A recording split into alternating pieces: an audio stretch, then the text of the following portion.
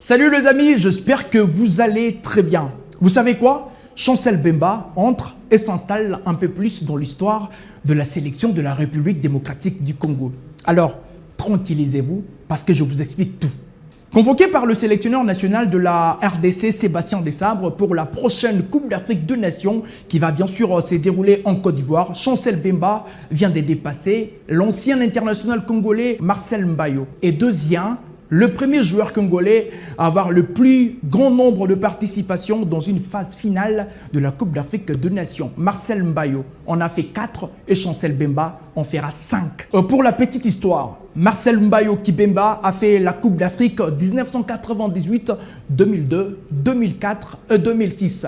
Alors, quant à lui, Chancel Mbemba faisait sa première Coupe d'Afrique de Nations en 2013 avant d'enchaîner en 2015, 2017, 2019 et la 5e en 2024 en Côte d'Ivoire. Alors, à 29 ans, Chancel Mbemba trône désormais seul au sommet de ses grands records. Avec une carrière riche, ses records statistiques sonnent comme un accomplissement d'un lourd labeur pour celui qu'on appelle les demi-dieux. Au fil des années, l'ultra polyvalent a été capable d'évoluer dans presque tous les postes au sein de la sélection de la République démocratique du Congo. Je dirais même peut-être le seul joueur complet qu'a connu l'équipe nationale de la RDC.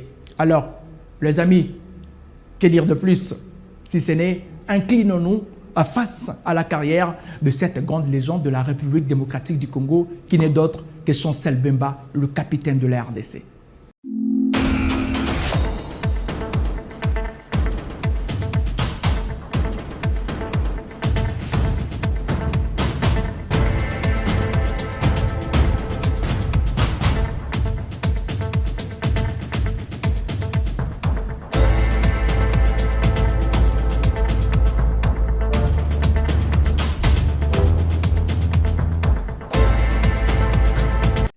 La base Fekodu internationale, bonjour, ma mère, Venabino surtout. Bonjour la Nangaï depuis Kinshasa, capitale de la République démocratique du Congo. Moi c'est Titine Jolie, vous savez très bien, votre humble serviteur, votre enquêteur, votre agent de terrain. Je suis à Kinshasa. Merci Nabatunyo surtout pour continuer à renouveler confiance na bino et pas nangai pour nos actualité sportive et les cas Namboka Nabiso. Précisément cette fois-ci, c'est tout ça la fièvre. Il y a Cannes, Côte d'Ivoire, Total Énergie Côte d'Ivoire 2024 qui est en mois de janvier. Nous déjà, l'heure de cette robite en des 17 contre équipe zambienne. Donc c'est ça vraiment l'actualité. Ming toujours le bilan Mikolo parce que on a besoin quand même de redorer l'image de notre équipe nationale. On a quand même besoin de changer la façon de faire beaucoup de choses de notre équipe nationale. Vous savez, il y a eu un moment où nos papas, nos ancêtres, en fait nos papas, nos grands-parents, ils ont écrit l'histoire de notre football congolais avec beaucoup d'honneur. Beaucoup d'honneur. Et aujourd'hui, nous peinons pour ramener notre équipe nationale, notre football, là où nos parents, comme ce qui est je vais parler un peu de ce qui concerne plaintes, les anciens léopards. Papa va passer sur Coupe d'Afrique 2 fois, même sur Coupe du Monde. Bon, c'est plein de barrières, na bango foot amara sous-sauté, na rolobayango, c'est là qui sitting bosso, il y a ministère des Finances, il y a sport avec Kabulo, na robeta les soluana. Je voulais aussi concernant les expérimentés, concernant Beta qui a joué plus de Cannes, nani, on a 24 joueurs. Combien va déjà Cannes, combien va bêter Cannes, je vais parler également, il y a concernant nos adversaires, et pourquoi pas liste dengue et bima partout dans le monde concernant l'adversaire de Bissou. Si vous avez remarqué, la majorité, il y a équipe africaine où va qualifier la Cannes ou à Côte d'Ivoire. La liste est 27 joueurs, c'est qui est autorisé. Il y a 24 qui vont là-bas, 3 qui vont là-bas, il y a 3 là qui vont prise en charge na CAFT. Donc ceux qui viennent à 27, il nous faut 3 ans en charge. Alors nous, notre fédération, je ne sais pas,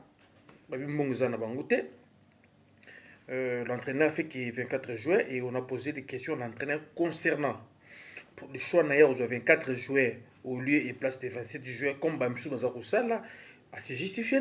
Il a dit qu'il ne veut pas gestion, il y a tout et créer des problèmes en belé. Donc, c'est ça. C'est ça. En ce moment, on ne peut pas mettre beaucoup de pression sur l'entraîneur concernant ça. C'est lui le patron de l'équipe nationale. C'est lui le patron. Et c'est ce qu'il est en train de faire. Donc, autant te venir augmenter, nous on est là. Tout autant là, ce qu'il y a à dire avec, on peut gagner la CAN avec 24 joueurs. Donc, c'est pas la magie et c'est Zappé qui nous quitte. Donc, c'est lui le patron, ça dit Chouanae, les 24 joueurs. Et je sais, d'après certaines discrétions, dans ma source sûre, l'entraîneur voulait allonger sa liste à 27. Sauf que c'est pas lui, l'autorité budgétaire de la fédération, c'est pas lui qui donne l'argent pour l'équipe nationale, et c'est la FICOFA, à travers qu'on eux, c'est décidé à Nango, limité wana. Donc, côté on a mis le bas, exact, tout ça la paix débattre, il y a pas d'afficoudi, tout ça la paix débattre, côté wana. On a un sérieux problème dans son pays. On a un sérieux problème. Non, papa, si aujourd'hui tu veux te rallier à des médailles ou des étoiles, des colos, il y a le gars Fekofa, c'est parce qu'il y a eu des gens qui ont joué au football, qui ont gagné 2 fois la Coupe d'Afrique, même sur le mondial. Alors, Batouana, je pense, ils ont mérité que ça l'a honoré, ils ont mérité traitement, il y a bien. Et ça a été un belé, qui vraiment vous a considéré, et après, il y a combien de période, comment il considéré. Batia bon la liste, je dirais, il y a des fonctionnaires. Bazoka, comment que je vois un bon bango. Comment que je vois comme basala dans groupe salon, basala groupe salon, c'est avec Kouedi P, kota RTNC. Papa na biso pe o beta ba Coupe d'Afrique à 68 na 74, comment on dit ba fonctionnaire aux bon. Mais maintenant ça fait 12 à 13 mois, papa va foutre à la société. Papa va foutre à la société. Papa on a basala qui marche ici à Kinshasa. D'autres bazar na poto, missus bazar wa santé se permettre bango vraiment batamboura te, mais basala qui marche na bango, bakine na ministère du sport, bakipe na ministère du budget. Parmi bango, on a retrouvé ne bavier locaux la bavier mana, papa mana, moi je l'appelle papa parce que par rapport à mon âge naïe, déjà nous tombé à 68 déjà, donc on sous-entend peut-être à mon 50, moi en 1950. Avec 17 ans, 18 ans déjà, donc pas nangai, papa vieux mana zaraki wana to na vieux mana. Bazalaki wana bavie lobilo bazalaki lo avec kalamba bazalaka papa ndongala bazalaki bavie mbungu pe bazalaki wana. Ce sont des gens, ce sont des acteurs qui ont joué des rôles importants dans l'histoire du football congolais. Et aujourd'hui, si tu bêtes à tout le que tout ça RDC sur la balle, c'est parce que papa n'a pas bêté à balle. On ne peut pas zapper bango. Si tu as reconnu papa de Tumba, papa Wemba, il y a Jossar anniversaire de ma voiture, mais papa Oyo, ça la peut par na bango. Peut-être que tu as Jossar na sima, tu vas falloir faire babimi, mais papa au banda besoin 2 coupes d'Afrique, qui n'a pas coupe du monde il lelo. Il y a aucune génération, ça la mieux que bango. Alors pourquoi pas tout ça on a place na bango. Pourquoi pas? Je me rappelle, avant qu'il y ait une Coupe d'Afrique, il y a 2015, le coach Ibengman, toujours la 3e place, il avait réuni les anciens joueurs, les anciens léopards. À Dinarana Bango, tout le monde a le résultat. Avant qu'il y ait une Chan Nangola, Vieux Santos Saza en vie, c'est Kazana Kinshasa, il avait un ancien joueur également, léopard. A solo na bato kindaka chan tomonaka. Papa oyo bavie lobilo oyo baza bato oyo to ko négligera bango jamais. Toujours qu'il y ait une Coupe d'Afrique, bandeko na ngai. Na ba joueur na biso sikito qu'il y ait une Coupe d'Afrique. Vous ne voyez pas que non, c'est le moment où tu vas utiliser papa wana. Si on peut prendre 4 même 5 na équipe na bande bazali wana. Plus ba joueur qui na Abu Dhabi na avant ba tomba qui Côte d'Ivoire, papa peut même un peu na Côte d'Ivoire. Parce que les légende oyo ya génération ba loi ba en Côte d'Ivoire, ba za liste bango. Mais pourquoi ba papa oyo ba pe sa coupe? Ba ko accompagner ba jeune té. Ba papa oyo ba papa ba ko vana na banana, ba ko vana na ba bakambu. Ba vana ba Chancel Mbemba, ba expliquer bango. Nous à notre époque, bien qu'on avait joué à l'équipe nationale, on n'avait pas l'argent. Et les primes étaient monté nous souhaité. Et nous on jouait l'argent, on jouait à l'équipe nationale, c'était par patriotisme. Et lorsqu'on jouait, écoutez, on faisait peur. C'est parce qu'on jouait comme ça, on jouait comme ça. Vous savez, notre équipe, c'est comme ça. Bah, une expérience où il y a bango, bah, partager, on a des jeunes joueurs, tout ça, dans l'équipe nationale. Ça va porter un plus. Mais quand tu as aucun des. Mais ce qui déjà, papa, va passer sur des étoiles, bah, ça négligé dans le niveau. Alors, les Cédric Bakambo et les autres, à venir dans les équipes nationales. Bah, papa, bah, Tamboli, et ce qui est bizarre. Bah, comme le ministère à sport de 9h à 20h, vieux Kaboula Yambi Bangote. Pour mon niveau de négligence, c'est pas vieux Kaboula. Niveau sabotage. Vieux Kaboula, tu as l'ingénieur absolu que l'obate, tu as aucun décan, vieux. Au bêtis ma belle. Dans mon salaire, on a RTNC, mon directeur. Tu faisais des émissions pour défendre une cause de papa Oyo. Le comme ministre. Tu refuses même à recevoir papa Oyo. Et bah, qui est pas ministre sport, il y a finance. Nicolas Kazalabi, ça faut il y a été. Sur le vieux Kaboul, le but que non, pour l'instant, Kanabango, ils ont priorité. Ah, papa. Nambo tu l'as priorité, mais ils ont priorité, cours, ils ont priorité, transport, ils ont priorité, insécurité, ils ont priorité, tout, ils ont priorité. Oh, salaire, il y a Balpo. Ma papa, oh, vous savez qu'à l'époque, Nabango, en fait, lorsque quelqu'un joue au football, ou en fait, musique, on disait que ce sont des voyous.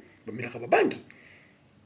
Des papas, oh, papa, oh, ya bakala ba bana ba beta balle te ba no linga balle mais moi na beta balle c'est la musique no linga ngote musique de ce sont de voyous moi na faut qu'il y ait classe mais bango bien que dans contexte on ba papa ba beta balle puis ils ont prouvé qu'ils ba voyous te ba même absolument deux fois ba étoile oh donc une coupe du monde les lo oh vieux Kaboul biki non salaire na bango il y a 13 mois pour nous rejoindre les priorités donc pour nous Kaboul priorité zali Abu Dhabi préparation le part d'accord. Mais c'est parce que mon bima intérêt qui bima na quatre jours quatre quatre intérêt na bino mais c'est non quatre quatre comme par la raison na Abu Dhabi bon ça va surfacturation pour justifier mon temps bon bimi puis Kabulo au moins mon équipe nationale ne peut Simba rater parce que ba nyongaka ne pense pas comme nous les fécodistes de l'absolu d'accord peut ça va jouer $15 000 va prime 12 000 va nini ba tout va d'accord tu vas pas pour na tourner bango je m'irais. Si ça dépendait que de moi, on peut se battre 2 mois. Avant tout, bandakan. On peut se battre papa, va vivre le bilo, va kama, va manda, va kidumu, oyo. On peut se battre 2 mois avant qu'il n'ait kan. Au lieu de 14 mois, on peut 2 mois. Avant tout qu'il n'ait kan. Va faire mon thème. Si c'est possible, j'ai appris que liste, le nouveau ministère, ils ont clôturé. Pour créer le papa 5 places. Bah qui est Coupe d'Afrique. Bah qui est des Coupes d'Afrique. Présence à ma papa ou en Côte d'Ivoire, ça va faire beaucoup de choses. Bon, les Canal Plus, bon, bêta, histoire du football congolais. On parle, bon, vendre image du football nabiso, n'engé moussous. Vous comprenez? Nous ne sommes pas un pays où il n'y a pas une histoire de football. Et l'histoire du football a été écrite dans Bango, papa, oh, pourquoi besoin de tout fait histoire? Il y a gloire et football congolais. Dès que boulot, quand on pardonne, toujours nous avons qu'il était parce que tu es des cannes. Vous comprenez? Les gens nous besoin de préparer fait pour personne à amingité. Papa na biso bozo temps il y a qu'on résout le problème papa. C'est papa ici faisait peur na Égyptiens. C'est papa ici faisait peur na Ghanéens, même les Marocains. Mais aujourd'hui, vous avez négligé par vous. Vraiment tout sengyo ve Kabulo. Ministre ya finance ati que biza foti na été ils a foti na yo mutolobi qui a priorité alors avec Kabulo fait quelque chose bah puis oh yo ba jota 2 mois je pense tous les Congolais bolandinga bo comprendre bah papa na biso beta coupe d'Afrique à 68 na 74 même sur coupe du monde ça fait 13 mois bah j'aurai sous salaire na bango l'état yo ka appelle ça bango té alors avec Kabulo ba lobi yo mutozo bloqué dossier na bango et ça dit biso pacifique Kabulo za sportif comprendre côté wana et puis ça biso pas sindingi masolo ezala kaka ba na bione de 9h à 20h oyambi bango TV beti mabe avec Kabulo beti mabe vraiment on va évoluer vous savez la liste est là toujours la liste ils ont okende toujours zonga mais ce que je voulais aussi apporter comme information lilo on a 24 joueurs mais on a 20 joueurs non beta Kanté Parmi les 24, on a 20. On a bêta Kanté. On va bêta Bakan, ils allaient Arthur Maswaku. On a bêta deuxième Kanae. Mais chaque il est également deuxième Kanae. Cédric Baka va bêta troisième Kanae. Et les recordman, ils allaient Chancel Mbemba, cinquième Kanae. Donc, c'est lui le seul joueur qu'on a bêta 5 Cannes. Donc, Chancel Mbemba, félicitations. Pour la cinquième Cannes, donc il faut retenir ça. Donc c'est lui que je pense qui sera le pilier de notre équipe nationale na Cannes. On doit s'appuyer sur lui, l'expérience d'ailleurs, avec Cédric Bakambu, Meshak. Et il y a également na actif Maswako pour na expérience de possible bêta Cannes. Le reste de bêta Cannes. Mais Cannes, ils ont championnat moko. Et répondre à la norme, mon côté, la statistique, mon côté. Quand c'est vraiment un championnat à part, tu peux être grand en Europe. Tu viens au Beta Cannes pour se retrouver dans le PT. C'est ça. Si dans d'autres cieux, de meilleurs joueurs de championnat d'Europe, bah briller dans la Coupe d'Europe, dans la Coupe du Monde, dans Cannes, vraiment, ce n'est pas le cas. Parce que l'Afrique, nous avons notre identité à football. Et chaque nation africaine a une identité naïe. Vous voyez, j'ai vu des gens, on dit que non, RDC, trouvé dans la Zambie, on peut gagner. Deuxième tout dans le Maroc, au Pola. Oh, pourquoi on peut dire ça, autre Pola? Après, tu vas gagner peut-être. Enfin, bah, tu reçois la ligne de Zambie, tu Poli dans le Maroc, tu gagnes Tanzanie. Nathalie, je me suis dit, ces gens-là ne connaissent pas l'évolution du football africain. En Afrique, le football a beaucoup évolué, très évolué. Chers amis, chers fégodistes, en Afrique, le football a beaucoup évolué. Qui lui cru un jour, Comore, na Kanetuko le Cameroun, à cause d'un niveau zalé là qui va. Comore, qui lui cru un jour. Vous savez que Comore déjà gagné à Ghana. Ou peut-être que nous avons calculé pour gagner Ghana. Comore déjà gagné à Ghana. Le niveau que les Gambiens, comment les lots dans le football, qui lui cru. Et en Afrique, na Cannes, on va gagner ce qu'arbitre a sifflé pour, ne vous gagner. Ce qui n'a l'arbitre a sifflé, na Cannes, c'est très compliqué. Cannes est très compliqué. Les statistiques de Bazo Pesa, beaucoup de Canada, il y a les lots, réalité non sur le terrain, tant qu'on est banda, et ça a les lots comme ça. D'autres disent que non, jouer en deuxième division, mais si tu es dans l'équipe, il me total, il n'a pas alors, je joue en 4e division. Moi, j'étais encore en vie. Et je suis encore en vie. J'ai vu Zambie battre l'équipe professionnelle de Côte d'Ivoire. Zambie avec ma joueur en ligne foot. Et Sunju Stopila, Sinkala,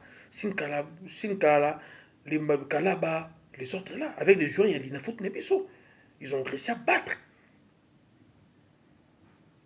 Didier Drogba. On peut coupe. Avec Hervé Renard. Papa, maman, balle, ce qu'on y habite, tika. Ndek balubaka kuanga tikila bateki. Limbondo tikila ba mongo.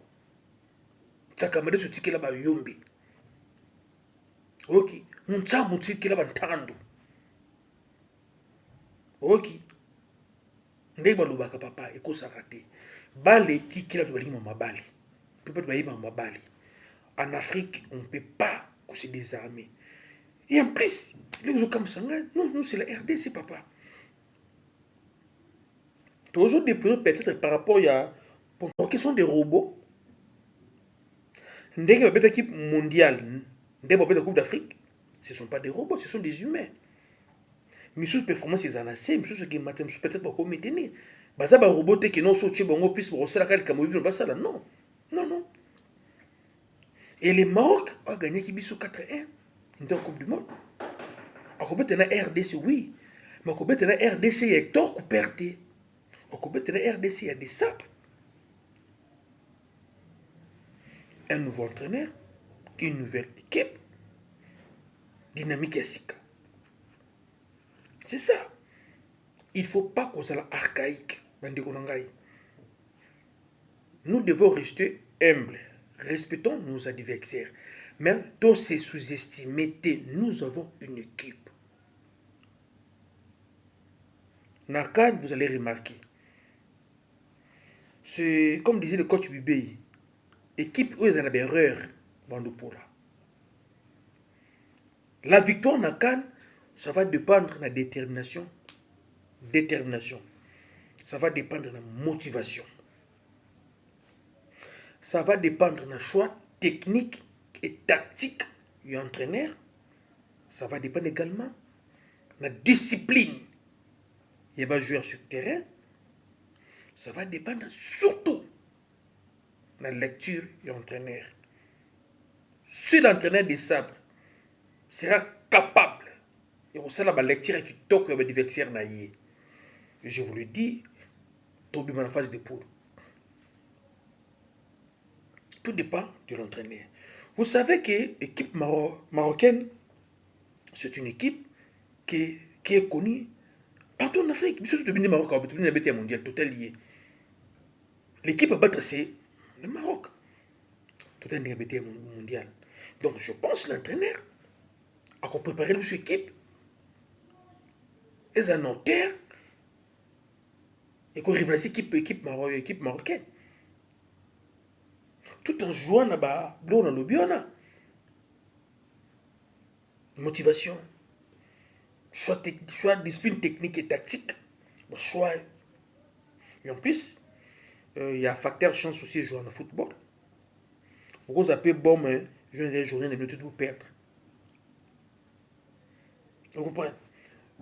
Ndengue, bon, on s'est préparé. Ndengue, on s'est préparé. J'ai toujours dit, en termes d'argent, on n'a pas un problème. Bon, bimi nango déjà, toyebi. Bon, déjà, bimi nango, bakende. C'est bon, ça, c'est bien.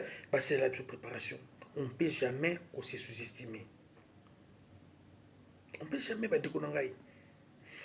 Moi, en tant que patriote, moi, en tant que fécodiste, moi, en tant que wazalendo, la poule Nabiso, je suis réaliste. Je dis, nous devons être humbles. Respectons notre adversaire. Jouons match par match. Match par match. Nous demanderons à l'entraîneur à ça va choix naïe. Et je vous le dis, match contre Zambie, pour que l'entraîneur soit choix naïe. Nous au Congo, nous aussi, nous connaissons notre équipe nationale. Toute l'équipe nationale Nabiso. Tu as vu au point fort Nabiso, le point faible Nabiso. Pour que l'entraîneur qui est à partir du débat qui est une préparation, à préparer l'équipe naïe. Tu as la ending au Burkina Faso, tu as Angola, tu as contre Zambie. Tu as match contre Zambie. Et après, tu as reporté l'analyse, tu as critique Nabiso. Si on voit que ça ne marche pas, il ne faut pas oublier. C'est notre équipe nationale. Ce n'est pas l'équipe nationale de la France, c'est notre équipe nationale. Contre Zambie, si tout le monde qui dit ça ne va pas, tu as l'entraîneur. Je pense que je suis d'accord, surtout. Le premier match contre Zambie, on ne peut rien. On te lance à la chonnaille. Tout ce qui est à la chonnaille, on va voir. Qu'est-ce que ça va apporter? Préparation accueillie. Pour autant, les angos. Si tout le monde qui match contre Zambie, tout le monde qui ça ne va pas, on ne peut pas croiser nos bras comme ça, tout ce qui non. Ce n'est pas l'équipe nationale de la France, c'est l'équipe nationale de la RDC et c'est notre équipe nationale. Tokoloba. Mais comme nous nous répétons, nous avons besoin de faire ce que fait l'entraîneur. Bien que moi, je doute belé, nous sommes en abisso. Ah, c'est ça. Tu ne peux pas douter ça. Les niveaux de notre joueur, de nos joueurs, nous sommes presque. Il y a un mois encore. Les jeunes sont en sélection. Vous êtes aux Obétanes. En Espagne. Comment on appelle ça? Real de Madrid à Barcelone. Joueur à jouer de Coupe d'Afrique. Toqué en Angleterre. Manchester City va peut-être rose à 2-3 Sénégalais, Algériens, Marocains pour vous 2-3 joueurs. Si vous êtes en France, vous avez la chance de ceux qui sont en Italie. Vous avez la première division. On peut comprendre. Donc, le problème de joueur, ce n'est pas un problème. Le problème, c'est de comprendre. On ne peut pas aller, comme c'était à l'époque, tout la Coupe d'Afrique, sur le il faut dire aux joueurs, il faut dire qu'il y a Vous comprenez? Et l'autre, il va qui aussi de la kuna. Ce qui va qui dans même mirage, même détermination.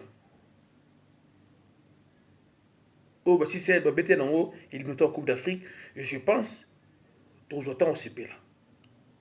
Mais ce qui va commettre dans le kuna, bah bosser dans ma sous même équipe côté, ça va créer un problème. Ça va se jouer aussi l'entourage de l'équipe nationale. Bah tout autre va sans une équipe nationale. Ils doivent adopter attitude de Moko Boye professionnelle. Bah tout pour équipe nationale. Il faut adopter attitude de professionnelle. Il ne faut pas qu'on crée une division dans l'équipe nationale. Vous comprenez? Tanzanie. Les gens pensent que Tanzanie, ça sera du vite fait. Non, on vous trompe. En termes de performance en Afrique, Tanzanie n'a pas Gambie, n'a pas Comores.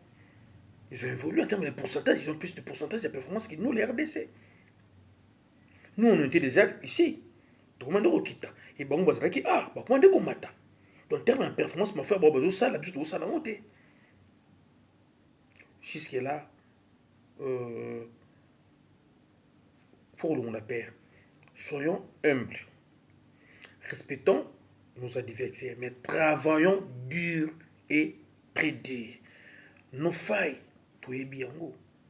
Animation milieu du terrain, c'est une équipe d'Abisso. Animation milieu du terrain, exacté. On a besoin de maestro. Gramme de binga, gramme médio, maestro. Mais dans un moment où c'est ça aussi un problème. On peut rappeler qui? En ce moment, on peut rappeler qui pour renforcer, pour renforcer, pour créer milieu terrain. On peut rappeler qui? Oh, même au niveau championnat national, des jeux tels que les Kalobo Mitendo, parce que la banque se soutient. Vous comprenez? Ata Gola, parce que la se soutient. Pecho yo oyo azala du popoana. Michel Mika, aya sur le niveau, en fait, pour l'instant, on a assez. Net militaire ni bako. J'ai vu déjà parler de Paul José Mpoko. C'est l'entraîneur de GG. Ceux qui ont la performance sur l'équipe nationale. Il y a des jeux tels que des Janelli Imbola. Il faut, dans le milieu du terrain, tel qu'on est là, il faut tout le monde Ninganakana. Moi, peut-être Marcel Mbayo, je me rappelle encore match Moto Betaka, RDC Burkina Faso, match 3 avec Gelon Kela. Goli n'a pas su mbote, moi, Kala, depuis l'année passée, Goli. Gelon Kela, Anna Marty, avec Claude Roy. Toché. Baché, Toché. Avec Bissou Toché, Bango Baché. Toché, va égaliser Bissou. Match Yindi. On a vu Marcel Mbayo. Avec Claude Roy. Marcel Mbayo a juste charge à mettre dans le milieu du terrain. Aya Simbisi ballon. Ndi to benga na balle, ayi na ballon papa bou akati passe à Simbisi, a bendi wa décaler, au Chili à Simbisi au décaler à Simbisi a décaler à Sim, aya Simbizong selanga, Simbizong selanga, ti enveloppé le mwa libanda. Na poto epé ça, ka ça faut mon Congo. Le libanda tu à 3D, akena zo ballon et ça gelon qui là posé. On a besoin de médiateurs à Bongo. On a médiateurs à Bongo. On a débloquer le système, contrôle difficile. Tout le monde militaire bon équipe nationale va renforcer. On voit que si c'est Kakou là, Kakou est simité, ça serait un peu trop difficile. En fait, je ne sais pas philosophie entraîneur dans Dengenay. Je ne sais pas. Mais dans le temps là, notre Kende Liona, maladie auto yebeli, il faut entraîner à Kende à corriger. L'entraîneur doit prendre le temps de parler avec Cédric Bakambo. L'entraîneur doit prendre le temps de parler avec Cédric Bakambo. C'est lui le patron, qu'on se dise la vérité. S'il ne sera pas à l'auteur de nous donner des billes, alors, on va venir là-bas. Quand ils ont phase éliminatoire, on va mettre 6 matchs, on va jouer 3 matchs. Et si ça ne marche pas, ça ne marche pas. Et la philosophie de l'entraîneur, ce qui fait Cédric Bakam, le style de Genaï, soit au côté de la philosophie de l'entraîneur, je pense que l'entraîneur a la responsabilité. Zob a responsabilité na yo. Nous ne voulons pas au créer sur le comment brouiller et créer un débat inutilement. Coach, quand tu dis ça après, en fait, je dis ça en français. Quand tu dis ça après, prends le temps de parler sérieusement avec Cédric Bakambu. Coach, prends le temps de parler avec Cédric Bakambu. S'il sera à l'auteur de marquer pour la RDC, tu vas le placer, tu vas l'utiliser comme titulaire. S'il ne sera pas à l'auteur, je pense on peut faire avec d'autres joueurs. Cédric Bakambu, tu es le patron de notre équipe nationale. Nous t'aimons beaucoup. Beaucoup. Ce n'est pas pour rien. On t'appelle bac à goal. Parce que tu nous dois des billes. Si tu ne seras pas à l'auteur de marquer des billes pour la RDC, Cédric Bakambu, il faut avoir le cœur d'un papa. Le cœur d'un Yaya. Donc Yaya, ce que j'ai cocaté et que Batindi Leki, mon nom normal. Parce que dans Cannes, Cédric Bakambu, tu n'auras pas 5 occasions pour marquer un but. Non. Ne pense pas ça sera comme les de la Mauritanie. Non. Dans Cannes, on peut jouer. Tellement tout à cause de la limite na garde. Ne pense pas que dans chaque match, tu auras 3 occasions, 4 occasions. Non. Tu peux avoir une occasion ou 2. Nous, on a besoin d'un tueur. D'un renard de surface. On a besoin de gens, même comme de Philippe Inzaghi, comme des... Comment ça s'appelle encore et Tekiyama. On a besoin de quelqu'un et Tuta et Kota. Même Tuta et Mayo Kota. C'est ce que nous voulons. On ne veut pas Mamako rater Babi. Cédric, oui, on a l'ingaka. Oui, on a défendre Kayo. Mais lorsqu'il s'agit de la nation, nous allons à côté de la Amboka. Oui, bien, très bien. Alors, tout ce qui travailler dur. Dur. Je dis quoi comme travailler dur. Il y a toi, il y a Chancel Mbemba. Notre système défensif sera construit tout autour de Chancel Mbemba. Notre système défensif sera construit tout autour de Chancel Mbemba.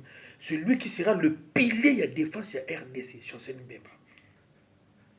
Alors, demi-dié, dans le banayo, tant que vient là. On comprend Djogo. Tout bête, tout bête, vraiment. Djogo, va fantir te. Va fantir te Djogo. Tu comprends? Bale nous bête na poto. En Afrique, ça en côté. Ah, tu as ngwako. Ba tout yo. Prends le temps et resolona na Rokibushiri. Prends le temps et resolona na binana na batubintika. Tu prends le temps de parler avec Maswaku et les autres. Bah, tout un défenseur, il doit faire perdre un attaquant. Défenseur, ça va monter. Vous comprenez? Contact à l'ibosco, tout. Attends, pourquoi je suis allé? C'est ça. Tout aussi ngwana. Chancel Mbemba. L'équipe défense Nabiso Ezala construit tout autour de yo.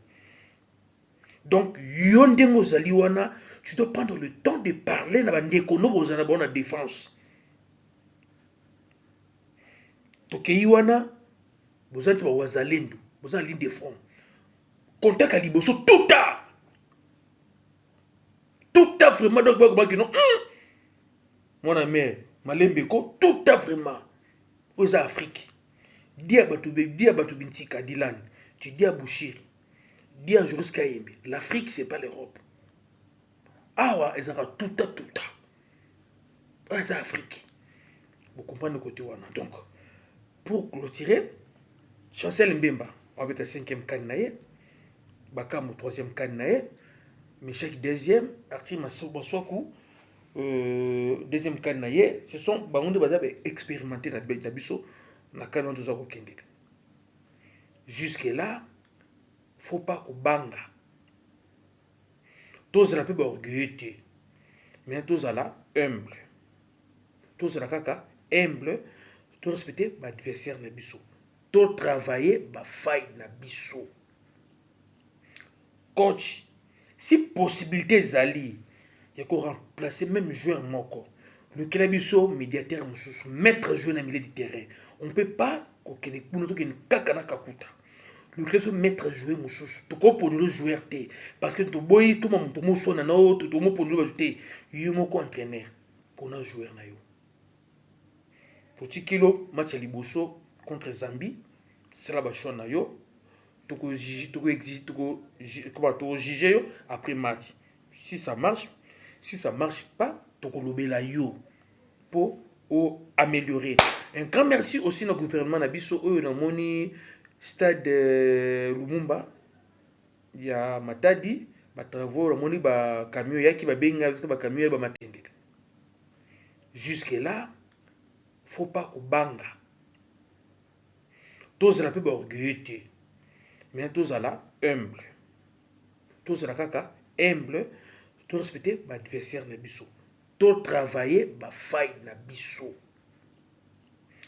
Coach, si possibilité zali, il y a qu'on remplacer même joueur moko. Le Kelabiso, médiateur, maître joueur dans le milieu du terrain. On ne peut pas le club se mettre jouer mususu toko pour nous jouer parce que to boy tout monde pour so na no to mo pour nous ajouter yo moko entraîneur pour nous jouer na yo pour kilo match à liboso contre Zambie c'est la bachon na yo toko exige toko comment to juger yo après match si ça marche pas toko lobela yo pour améliorer. Un grand merci aussi au gouvernement Nabiso eux na moni stade Lumumba, il y a Matadi, ba travaux, la moni ba camion yaki ba benga ba camion ba matériel pour nous ça ba toiture nango, vraiment un grand merci na stade Lumumba na ba Kondiamboka et puis surtout ba congolais parce que province ba Congo cause à la privé na terrain football té. Ya ba ndiko nangai. C'est ça vraiment ce qu'il faut retenir. On aura 4 joueurs au Babete de Jacan, où je pense qu'on doit Kendeli. Le 2 janvier déjà, équipe Nabiso qui est Abu Dhabi, les 6 tombés en Angola, les 10 na Burkina Faso, bonne chance na bango pour la préparation. Tous 5 entraîneurs, on a fait quoi faire. Sauf qui va coco même joueur moko. Parce que jusqu'au 3, ils ont non. Si on va 3 joueurs, on va joueur moko. Moko kaka. Et joueur, on le fait un médiateur.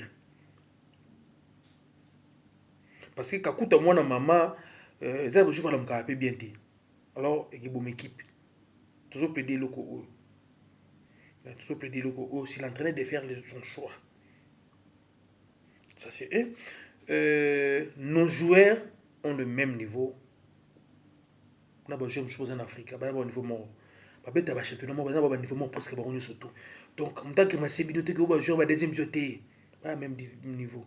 Papa, on a besoin de la première division en Belgique. Quand il y a la deuxième division en Angleterre.